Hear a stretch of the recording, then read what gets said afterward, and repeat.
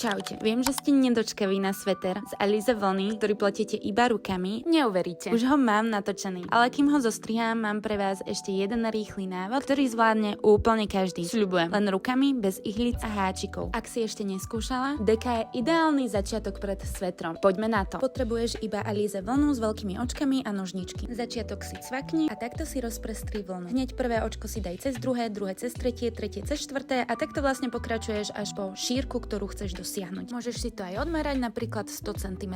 Vzniká nám takáto reťaz a to je vlastne začiatok deky, ktorý ti určuje celú šírku tvojej deky. A teraz pokračujeme do dĺžky. Ideme spätne a do každého očka z reťaze vložíš jednu slučku z vlny. Vyzerá to takto a pokračuješ až po začiatok reťaze, ktorú sme si vytvorili. Keď už máš celý riadok hotový, pokračujeme na druhý. A robíš presne to isté, čo riadok predtým. Jednoducho iba prevliekaš očko cez očko. A to je všetko, přátelé. Takto pokračujeme až po koniec deky. Keď už máme celú deku hotovú, tak robíme presne to, čo na začiatku. A to je reťaz. Jedno očko cez druhé, druhé cez tretie a tak až po koniec. Keď som na konci reťaze, vlnu odstrihnem, jedno očko nechám, ktoré v strede prestrihnem, v strede tiež prestrihnem posledné očko z deky, zvyšnú vlnu prevlačím cez posledné očko. A je to jednoduché. Daj mi vedieť, či deku vyskúšaš, alebo už si vyskúšala. Ak niečomu nerozumieš, mám aj detailnejší návod nižšie v profile. Ak sa ti video páčilo, budem vďačná za tvoju podporu v podobe komentára a srdiečka na video. A tiež nezabudni ma sledovať, pretože možno už nikdy na mňa nenatrafíš. Môžeš sa tešiť na ďalší tutoriál. Bude sveter. Pa.